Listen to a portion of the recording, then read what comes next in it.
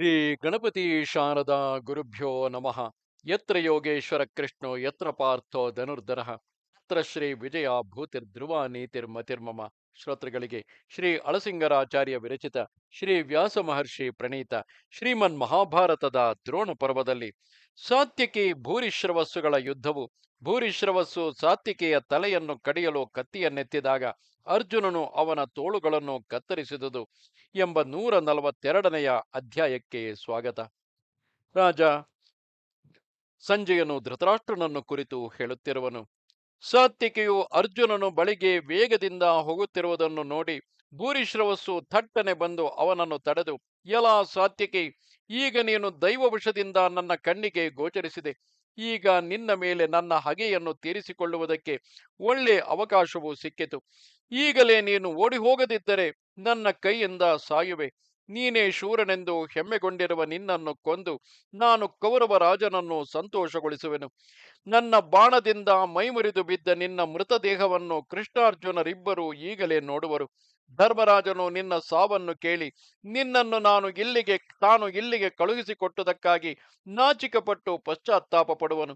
ನಿನ್ನನ್ನು ಕೊಂದು ಕೆಡಹಿದಾಗ ಅರ್ಜುನನು ನನ್ನ ಪರಾಕ್ರಮವೆಂಥದೆಂಬುದನ್ನು ತಿಳಿಯುವನು.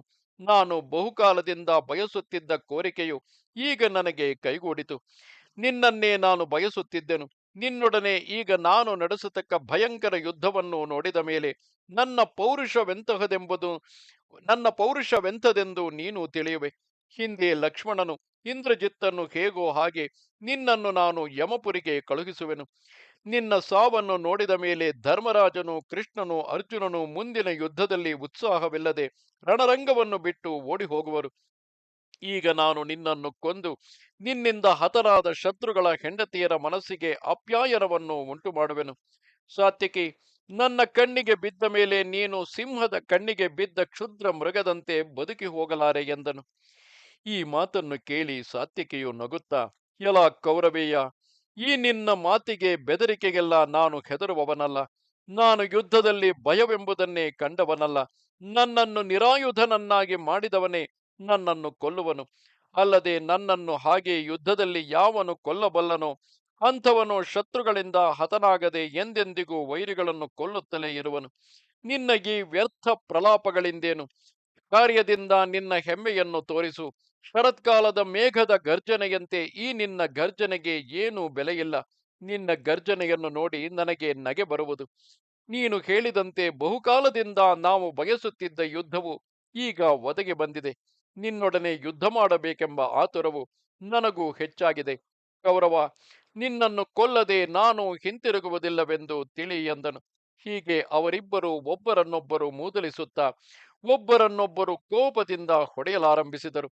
ಒಂದು ಹೆಣ್ಣಾನೆಗಾಗಿ ಹೋರಾಡುವ ಮದದಾನೆಗಳಂತೆ ಇಬ್ಬರು ಹಠದಿಂದ ಹೋರಾಡಿದರು. ಒಬ್ಬರ ಮೇಲೊಬ್ಬರು ಬಾಣ ವರ್ಷಗಳನ್ನು ಕರೆದರು. ಸೋಮದತ್ತ ಪುತ್ರನಾದ ಆ ಭೂರಿಶ್ರವಸ್ಸು ಸಾತ್ಯಕಿಯನ್ನು ಕೊಲ್ಲಬೇಕೆಂದು 10 ತೀವ್ರ ಬಾಣಗಳನ್ನು ಬಿಟ್ಟನು. ಅವುಗಳನ್ನೆಲ್ಲ ಸಾತ್ಯಕಿಯು ತನ್ನ ಚಾತುರ್ಯದಿಂದ ಅಂತರಿಕ್ಷದಲ್ಲಿಯೇ ಕತ್ತರಿಸಿ ಕೆಡಹಿದನು. ಹೆಬ್ಬುಲಿಗಳು ತಮ್ಮ ಕೋರೆ ಹಲ್ಲುಗಳಿಂದಲೂ ಮದದಾನೆಗಳು ದಂತಗಳಿಂದಲೂ ತಿವಿದಾಡುವಂತೆ ಒಬ್ಬರನ್ನೊಬ್ಬರು ಬಾಣಗಳಿಂದ ಭೇದಿಸುತ್ತಿದ್ದರು.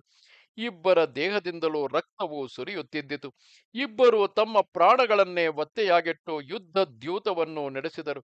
ಇಬ್ಬರು ಆ ಯುದ್ಧದಿಂದ ತಮಗಾಗಲಿ ತಮ್ಮ ಶತ್ರುವಿಗಾಗಲಿ ಸದ್ಗತಿಯುಂಟಾಗಬೇಕೆಂಬ ಸಂಕಲ್ಪದಿಂದ ಕೌರವರೆಲ್ಲರಿಗೂ ವಿಸ್ಮಯ ಉಂಟಾಗುವಂತೆ ಬಾಣ ವರ್ಷಗಳನ್ನು ಸುರಿಸುತ್ತಿದ್ದರು. ಜನರೆಲ್ಲರೂ ಎವೆಯಿಕ್ಕದೆ ಅವರ ಯುದ್ಧವನ್ನು ನೋಡುತ್ತಿದ್ದರು. ಇಬ್ಬರು ಮರ್ಮ ಸ್ಥಾನಗಳನ್ನು ಹಿಡಿದು ಬಾಣಗಳನ್ನು ಪ್ರಯೋಗಿಸುತ್ತಾ ಆಗಾಗ ಗರ್ಜಿಸುವರು. ಅನ್ಯೋನ್ಯವಾಗಿ ರಥ, ಧ್ವಜ, ಪತಾಕೆಗಳನ್ನೆಲ್ಲ ಭೇದಿಸಿ ಕೆಡಹುವರು. ಆಗಾಗ ಬಾಣ ವರ್ಷಗಳಿಂದ ಒಬ್ಬರನ್ನೊಬ್ಬರು ಮರೆಸುವರು. ಈ ಸಾರಥಿಗಳನ್ನು, ರಥಾಶ್ವಗಳನ್ನು ಕೊಲ್ಲುವರು. ರಥವು ಮುರಿದೊಡನೆ ಕತ್ತಿಯನ್ನು ಹಿಡಿದು ಖಡ್ಗ ಯುದ್ಧವನ್ನು ಆರಂಭಿಸುವರು. ಎತ್ತಿನ ಚರ್ಮದಿಂದ ಮಾಡಲ್ಪಟ್ಟ ಗುರಾಣಿಯನ್ನು ಒಡ್ಡುವರು. ವಿಚಿತ್ರ ಮಂಡಲ ಗತಿಗಳಿಂದ ಸುತ್ತುವರು. ಇಬ್ಬರು ಖಡ್ಗಪಾಣಿಗಳಾಗಿ ಭ್ರಾಂತ, ಉದ್ಭ್ರಾಂತತ, ಅವಿಧ್ರ, ಅಪ್ಲುತ, ವಿಪ್ಲುತ, ಸ್ತುತ, ಸಂಪಾತ, ಸಮುದೀರ್ಣಗಳೆಂಬ ವಿವಿಧ ಗತಿಗಳನ್ನು ತೋರಿಸುತ್ತಾ ಕತ್ತಿಗಳಿಂದ ಹೊಡೆದಾಡುವರು. ಒಬ್ಬರ ಸಂಚನ್ನು ಇನ್ನೊಬ್ಬರು ತಿಳಿದು ಚಿತ್ರಗತಿಯಿಂದ ಸಾಗುತ್ತಾ ತಮ್ಮ ಯುದ್ಧ ಶಿಕ್ಷೆಯನ್ನು, ಹಸ್ತಲಾಘವವನ್ನು, ಚಮತ್ಕಾರವನ್ನು ತೋರಿಸುವರು. ಮುಹೂರ್ತ ಕಾಲದವರೆಗೆ ಹೋರಾಡಿ ಇಬ್ಬರು ಸ್ವಲ್ಪ ಹೊತ್ತು ದಣಿವಾರಿಸಿಕೊಳ್ಳುವರು. ಹೀಗೆ ಖಡ್ಗ ಯುದ್ಧವು ನಡೆಯುತ್ತಿರುವಾಗ ಅವರಿಬ್ಬರ ಕತ್ತಿ ಗುರಾಣಿಗಳು ಭೇದಿಸಲ್ಪಟ್ಟವು. ಆಮೇಲೆ ಇಬ್ಬರು ಬಾಹುಯುದ್ಧವನ್ನು ಆರಂಭಿಸಿದರು. ಉಬ್ಬಿದ ಎದೆಯಿಂದಲೂ ನೀಡಿದ ತೋಳುಗಳಿಂದಲೂ ಕೂಡಿದ ಮಹಾಬಲಾಢ್ಯರಾದ ಅವರಿಬ್ಬರು ಉಕ್ಕಿನ ವನಕೆಗಳಂತಿದ್ದ ತಮ್ಮ ತೋಳುಗಳಿಂದಲೇ ಒಬ್ಬರನ್ನೊಬ್ಬರು ಅಪ್ಪಳಿಸುತ್ತಿದ್ದರು. ಅವರ ಮುಷ್ಟಿಘಾತಗಳು, ಅವರ ಎಳೆದಾಟಗಳು, ಅವರ ಹಿಡಿತಗಳು ಇವೆಲ್ಲವೂ ನೋಡತಕ್ಕ ಯೋಧರಿಗೆಲ್ಲ ಸಂತೋಷಕರಗಳಾಗಿ ಅವರ ಶಿಕ್ಷಾ ಚಾತುರ್ಯವನ್ನು ಪ್ರಕಟಿಸುತ್ತಿದ್ದವು. ಈ ನಡುವೆ ಅವರಿಬ್ಬರ ಯುದ್ಧದಲ್ಲಿ ವಜ್ರಾಘಾತದಿಂದ ಪರ್ವತದಲ್ಲಿ ಹುಟ್ಟುವ ಮಹಾಧ್ವನಿಯಂತೆ ಭಯಂಕರ ಧ್ವನಿಯುಂಟಾಯಿತು. ದಂತಗಳಿಂದ ಆನೆಗಳು, ಕೊಂಬುಗಳಿಂದ ಗೂಳಿಗಳು ಹೋರಾಡುವಂತೆ ಇಬ್ಬರು ತಮ್ಮ ತೋಳುಗಳಿಂದ ಹೊಡೆದಾಡಿದರು. ಒಬ್ಬರಿಗೊಬ್ಬರು ತಲೆಗಳಿಂದ ಘಟ್ಟಿಸುವರು, ಒಬ್ಬರ ಕಾಲನ್ನೊಬ್ಬರು ಹಿಡಿದು ಎಳೆಯುವರು. ಕಾಲಿಗೆ ಕಾಲನ್ನು ತೊಡರಿಸುವುದು, ಚುಚ್ಚುವುದು, ಹೊಡೆಯುವುದು, ಹೆಣಗಾಡುವುದು, ಕಾಲುಗಳನ್ನು ಹೊಟ್ಟೆಯ ಕಡೆಗೆ ಅಮುಕಿ ಒಬ್ಬರನ್ನೊಬ್ಬರು ಹಿಡಿಯುವುದು, ನೆಲದ ಮೇಲೆ ಒಬ್ಬರನ್ನೊಬ್ಬರು ಹೊರಳಿಸುವುದು, ಹಿಂದೆ ಸರಿಯುವುದು, ಮುಂದೆ ಬರುವುದು, ಒಬ್ಬರನ್ನೊಬ್ಬರು ಎತ್ತಿ ಬಿಸುಡುವುದು, ಹಾರುವುದು, ಎದ್ದು ನಿಲ್ಲುವುದು, ಕೆಳಕ್ಕೆ ಕೆಡಹುವುದು. ಹೀಗೆ ಮಹಾಬಲಾಢ್ಯರಾದ ಅವರಿಬ್ಬರು ಅನೇಕ ಮುಷ್ಟಿಯುದ್ಧ ಕ್ರಮಗಳಿಂದ ಹೊಡೆದಾಡಿದರು. ಬಾಹುಯುದ್ಧಗಳಲ್ಲಿ ತೋರಿಸತಕ್ಕ 32 ವರಿಸೆಗಳನ್ನು ಅವರು ತಮ್ಮ ಯುದ್ಧದಲ್ಲಿ ಜನಗಳಿಗೆ ತೋರಿಸುತ್ತಿದ್ದರು. ಹೀಗೆ ಸಾತ್ವಿಕೆಯು ಆಯುಧರಹಿತನಾಗಿ ಬಾಹುಯುದ್ಧಕ್ಕೆ ನಿಂತಿರುವುದನ್ನು ಕಂಡು ಕೃಷ್ಣನು ಅರ್ಜುನನನ್ನು ಕುರಿತು, ಅರ್ಜುನ, ಅದೋ ನೋಡು, ಸಾತ್ವಿಕೆಗೆ ಆಯುಧಗಳಿಲ್ಲ, ರಥವಿಲ್ಲ, ಬರೀ ಮೈಯಿಂದಲೇ ಯುದ್ಧ ಮಾಡುತ್ತಿರುವನು. ಧನುರ್ಧಾರಿಗಳೊಳಗೆ ಮೇಲೆನಿಸಿಕೊಂಡ ಆತನು ಹೀಗೆ ಬಾಹುಯುದ್ಧಕ್ಕೆ ನಿಂತಿರುವುದು ಅಪಾಯಕರವೇ? ಅವನು ಬಹಳ ಬಳಲಿರುವನು ನೋಡು. ನೀನು ಹೋಗಿ ಅವನನ್ನು ರಕ್ಷಿಸಬೇಕು. ಇದಲ್ಲದೆ ಆ ಸಾತ್ವಿಕೆಯು ಕೌರವ ಸೈನ್ಯವನ್ನು ಬಹು ಪ್ರಯತ್ನದಿಂದ ಭೇದಿಸಿಕೊಂಡು ನಿನ್ನ ದಾರಿಯನ್ನು ಹುಡುಕಿಕೊಂಡು ಬಂದಿರುವನು. ಪ್ರಬಲ ವೀರ್ಯವುಳ್ಳ ಅನೇಕ ರಥಿಕರೊಡನೆ ಇದುವರೆಗೆ ಯುದ್ಧ ಮಾಡಿರುವನು. ಅವನು ಇದುವರೆಗೆ ಅನೇಕ ಧಾತರಾಷ್ಟ್ರ ಪ್ರಮುಖರನ್ನು, ಮಹಾರಥ ಪ್ರಧಾನರನ್ನು ನೂರಾರು ಸಹಸ್ರ ಸಂಖ್ಯೆಯಿಂದ ವಧಿಸಿರುವನು. ಹೀಗೆ ಮೊದಲೇ ಬಹಳವಾಗಿ ಆಯಾಸಪಟ್ಟು ಬಂದಿರುವ ಆ ಸಾತ್ವಿಕೆಯನ್ನು ಭೂರಿಶ್ರವಸ್ಸು ಯುದ್ಧದ ಹೆಮ್ಮೆಯಿಂದ ಬಂದು ಎದುರಿಸಿರುವನು. ಈ ಯುದ್ಧವೇ ಉಚಿತವೆಂದು ತೋರಲಿಲ್ಲ. ಶ್ರಾಂತನಾದವನು ಆಗಲೇ ಯುದ್ಧೋತ್ಸಾಹದಿಂದ ಬಂದವನನ್ನು ಎದುರಿಸುವುದರಿಂದ ಅಪಾಯವು ತಪ್ಪದು. ಭೂರಿಶ್ರವಸ್ಸು ಸಾತ್ವಿಕೆಯನ್ನು ಬಹಳವಾಗಿ ಭುಜಗಳಿಂದ ಅಪ್ಪಳಿಸುತ್ತಿರುವನು. ಇದಕ್ಕೆ ಅವಕಾಶವನ್ನು ಕೊಡಬಾರದು ಎಂದನು. ಕೃಷ್ಣನು ಹೇಳುತ್ತಿರುವಾಗಲೇ ಆ ಕಡೆಯಲ್ಲಿ ಭೂರಿಶ್ರವಸ್ಸು ಸಾತ್ವಿಕೆಯನ್ನು ಭುಜಗಳಿಂದ ಬಲವಾಗಿ ಅಪ್ಪಳಿಸಿದ ಧ್ವನಿಯು ಕೇಳಿಸಿತು. ಅಲ್ಲಿದ್ದ ಸೈನ್ಯಗಳಲ್ಲಿ ಹಾಹಾಕಾರವೆದ್ದಿತು. ಈ ಎರಡು ಧ್ವನಿಯನ್ನು ಕೇಳಿ ತಿರುಗಿ ಕೃಷ್ಣನು, ಅರ್ಜುನ, ಅದೋ ನೋಡು, ಸೋಮದತ್ತ ಕುಮಾರನಾದ ಭೂರಿಶ್ರವಸ್ಸಿನ ಕೈಗೆ ಸಾತ್ವಿಕೆಯು ಸಿಕ್ಕಿಬಿದ್ದನು. ಅಸಾಧ್ಯ ಕಾರ್ಯಗಳನ್ನು ಮಾಡಿ ಬಂದು ಬಹಳ ಆಯಾಸಗೊಂಡ ಸಾತ್ವಿಕೆಯನ್ನು ಭೂರಿಶ್ರವಸ್ಸು ಕೆಳಕ್ಕೆ ಕೆಡಹಿರುವನು. ನಿನ್ನ ಶಿಷ್ಯನಾದ ಆ ಸಾತ್ವಿಕೆಯನ್ನು ರಕ್ಷಿಸು.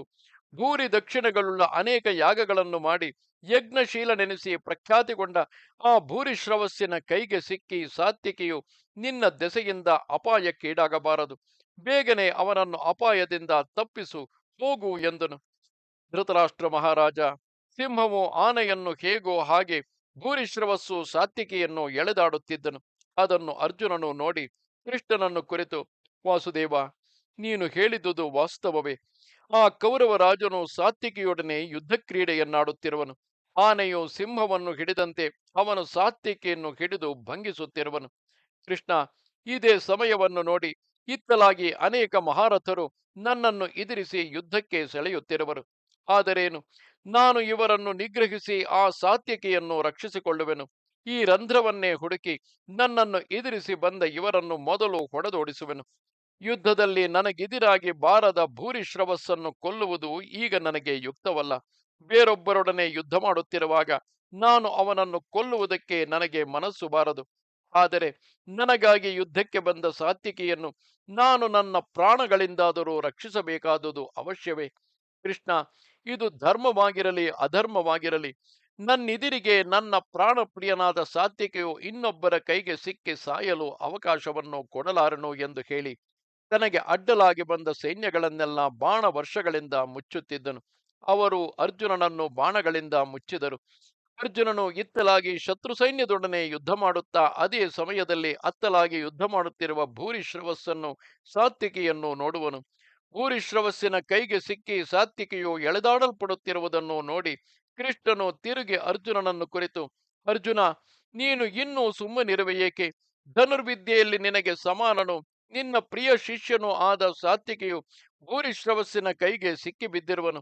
ಪಾರ್ಥ, ಭೂರಿಶ್ರವಸ್ಸು ಯುದ್ಧದಲ್ಲಿ ಸಾತ್ವಿಕೆಯನ್ನು ಮೇಲೆ ಮೇಲೆ ಅತಿಶಯಿಸುತ್ತಿರುವನು. ಇದನ್ನು ನೋಡಿದರೆ ಪರಾಕ್ರಮವು ಯಾರಿಗೂ ಸ್ಥಿರವಲ್ಲವೆಂಬುದು ಸ್ಪಷ್ಟವಾಗುವುದು. ಅನೇಕ ಮಹಾರಥರೊಡನೆ ಯುದ್ಧ ಮಾಡಿ ಅದರಿಂದ ಸಾತ್ವಿಕೆಯು ಬಹಳವಾಗಿ ಬಳಲಿರುವನು.